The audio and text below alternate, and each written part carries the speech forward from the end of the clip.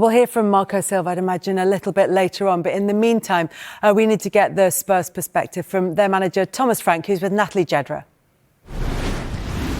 Thomas, the worst possible start, a difficult first half, reaction on the second. Where did you fall short? I think you said it correct. When you are down 2-0 after 6 minutes, then there's a mountain to climb, and when you are in a bad spell, everything seems to go a little bit against you. So the first one is a deflected shot, second one is a mistake that happened from Vic. I didn't like that our fans booed at him straight after, and a few times he touched the ball. It can't be true. Tottenham fans, because everyone support each other when you're on the pitch and when we do everything we can to perform. After, fair enough, the booing, no problem, but not during. That's unacceptable in my opinion. Then we rushed it too much first half in many ways, where we, wanted to come back into the game but couldn't do it in first half. Second half, much better, got a bit of momentum, created also chances, opportunities, but couldn't get the second goal. The first half, do you think it was a bit of an emotional performance after conceding 2 very early goals? Yeah, I think so. And I think that's quite normal. We know that we badly want to win at home. Then you're down 2-0 inside 6 minutes and it's not going your way. So that's where you, of course, need to be cool, stick to the plan, keep going, no stressing. Easier said than done. Does it worry you in the second half that as much as you had improvement and you created chances and you were more positive, you weren't able to have maybe, I don't know, that cutting edge, or you weren't able to get it over the line? You can say it's been a thing we've been very aware of. So it's just something we need to keep working on. You mentioned the booing to Vicario. How much does it worry you that the fans, of course, they're going to be frustrated, but they are frustrated to the point that they're booing their own goalkeeper? I think it's two different things. I think it's okay they're frustrated because we haven't won home for too long. So that's fair after the game. We all badly want to win. But during the game, that's not a worry. It's just, I hope it's one incident and I hope it's never happen again. We saw Pedro Porro leaving the pitch. He looked frustrated also with some fans when he was leaving the pitch after the game. How important is it for players to, in tough moments like this, to also keep calm and keep control of their emotions? I didn't see the incident, so I don't know exactly. But in general, in tough moments, we have a tough spell now. It's about being as calm as possible and do everything we can to work through it. It's been an intense week with Arsenal and PSG and the progress and now this result. So where does this result leave Spurs after the run that you had recently? I think it leaves us a place where we lost a game, and every game have a single, story. This game we lost the first 6 minutes, unfortunately, and we just need to keep working. And keep working to improve this reaction. What reaction? Sorry. Reaction in the second half. No, yeah, of course. Second half I think was much better and looked like something we can use for something. And finally, you've been talking about the noise around your first few months here and the criticism. And you say that you pay attention to the people who are around you and you listen to these people, that you don't listen too much to the criticism. But where do you see your work in the line of progress that you have in your daily basis with the team and thinking about the progress and the things that you can achieve in the future with Spurs? No, I think we have a tough spell right now. I think there's been a few good things, and we just need to keep doing what we believe in and keep improving things. Thank you, Thomas. You're welcome. Thank you.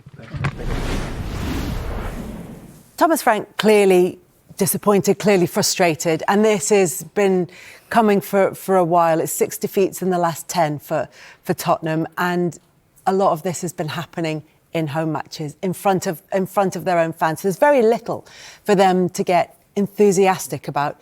What are your thoughts on where Spurs are right now, where the manager is right now, Michael? I look at Thomas Frank and I can understand the Spurs' frustrations because recently they haven't been good enough at home. It goes back to last season and Thomas Frank wasn't in the building then. But what you have to see is you have to have performances. And the performance has been nowhere near the level that I expect from this football club. And for Thomas Frank's team, being on the front foot, being dominant, certainly at home. And I expected a dominant performance tonight. In that first half, it wasn't good enough. And he will accept that. There was a turnaround in the second half, but you would expect it. 2-0 down at home to Fulham, there was going to be a response. But this just isn't from tonight. This goes back to the North London derby last weekend. Then it goes back to Manchester United before that. And then it goes back to Chelsea. The performances have been well below par at home. Been good away from home, but it's just that creativity. And you saw it tonight when they got back to 2-1 down, thinking, can they go on and get something out of the game? They didn't have loads of opportunities, so he has to find that. And it's hard for Thomas, but he's only been in the building a blink of an eye. You've got to give the guy a chance. But you also, on the flip side, you've got to see an improvement from the performances. So you've got to be realistic and then you've got to take a wider view at the same time. But why were your expectations much higher for Spurs this season when they finished 17th last time round? Because it was always going to improve, and that's where they are, 10th in the league. They're only 4 points off the top four. So that's where you have to be realistic. Did I put them in the top four this season? I didn't. I would think probably if you look going for the top six, was that an aim? That was realistic with Thomas Frank going in, and we're going back to the last 4 or 5 years, what he's done at Brentford. We can't all of a sudden go, Thomas Frank isn't a good coach. He is, because we've seen it for years and years, and that's what's given him the opportunity to go and work at a big football club. But we know what that brings. That brings expectation, it brings scrutiny. And this is probably the most challenging time he's had as a manager, certainly since he's been in England, because you go back to his time at Brentford, everything's been a smooth incline. You get to the Premier League, everyone tipped him to go down, they stay up comfortably. He's had players that have way overachieved, he's got the best out of them. And this group of players at the moment at Spurs, they aren't playing to the levels that I expect them to be, and nor are the fans. Do you think we're seeing the Thomas Frank print on this team, because compared to the one that we saw at Brentford, for example? I think that, you know, he had a lot of time at Brentford to build almost like a cultural architect in terms of how he, you know, brought Brentford up from the Championship, established themselves as a Premier League club, really sort of self-sufficient, secure, sustainable club. And by that I mean the players, and Dorse alluded to it there, the players that he developed, that not overachieved, they were performing to a really high level every week with, you know, resources in comparison to other teams, clubs in the Premier League. So he did a super job. He gets the move. But what worried me about the performance today was it was hard to identify what Spurs are trying to do on the ball. We spoke about in the first half, they played without a left winger. So they played lopsided. They wanted the width to come from Udogie, which is, you know, marauding left back, which he is. But when the ball was going out to him in the first half, he had no support underneath the ball. They were losing possession, the ball turning over, and that's what Fulham wanted. Second half addressed it, brought on, you know, changes, changed the system, 4-2-3-1. They had more natural width, get back into the game. But it was difficult for me to look at it and go, how are they trying to play? What are the patterns of play? And I go back to Brentford, Thomas Frank at Brentford, and it's really clear he had a framework, but he also was flexible within that. And that's why he was able to get results in football matches. He tried it last weekend in the London derby against Arsenal, back five, didn't work. Arsenal were absolutely fantastic. And then midweek, changed to a back four against PSG. And Thomas Frank, after the game, he kept it really positive. He said he saw a response from his team. You know, he saw a bit of personality. He saw, you know, a little bit of excitement that got him up for this game against Fulham. And then the start that Fulham had today, it just took all the enthusiasm away from Tottenham, and they had a mountain to climb. So I think I look at it from a footballing, you know, clean footballing perspective and go, what are Tottenham trying to do under Thomas Frank? And I agree with Dorse, he needs way more time because of the manager and the reputation he is. He's a top manager. And I don't mean that in terms of managing a top club and winning massive trophies, because he's not done that yet. But he's proven what he can do with time. And I think Tottenham, it's difficult because I understand the expectation, but he does need time to build what he wants to do. Let's take a look at what they've got coming up, because that might give us an idea.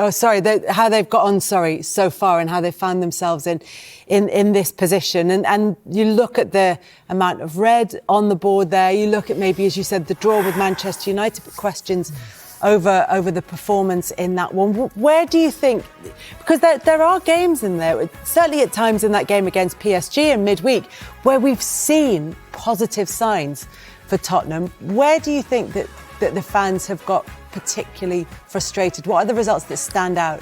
I look at the Newcastle away in the Carabao Cup. That was an opportunity where you think, can they go and win a trophy? Really, really poor performance. I look at the positives on Copenhagen, particularly given how good their away form. And it was a poor performance. It really, really was. Manchester United, I look at that. The first half was as similar to today, but you get a response. They go 2-1 up and then concede a last-minute goal. So sloppy, so avoidable. Players not doing the job. PSG, he went with a 4 in midfield, solid 4. No real creativity, but he was solid. They put a fight, lost 5-3, no problem. You can take it in today. And he's gone with a 3 in midfield with Bergvall, Gray and Polina. And I'm thinking, where's that real creativity going to come from? Probably only kudos, you know. But then you look at the go to Newcastle on Tuesday, Brentford at home next weekend. That is huge, absolutely huge against his former team. And then you got Slavia Prague in the Champions League, Nottingham Forest. The games come thick and fast. The only one he can focus on now is the next one and trying to get a performance. They went to Newcastle in the Carabao Cup, poor performance. Now they're back there on Tuesday night, and he has to have something. You've got to try and find some belief and try and find a formula that he's going to get the best out of the players. I think his best formation is the way he ended with a 4-2-3-1. 2 wide players. It was Odegaard and Kudos later on. Xavi Simons in the 10. They have to try and get Xavi Simons in the team and try and find some form. They spent all that money in the summer. He's been flicking in and out of the team. And for a player to get confidence and belief, you have to play consistently. I've been one of those players. Never went for £51 million, don't get me wrong. But when you spend that kind of money, you have to get them on the pitch and they have to be creative and they have to help the team. And unfortunately, at this moment in time, he's still tweaking it a little bit too much.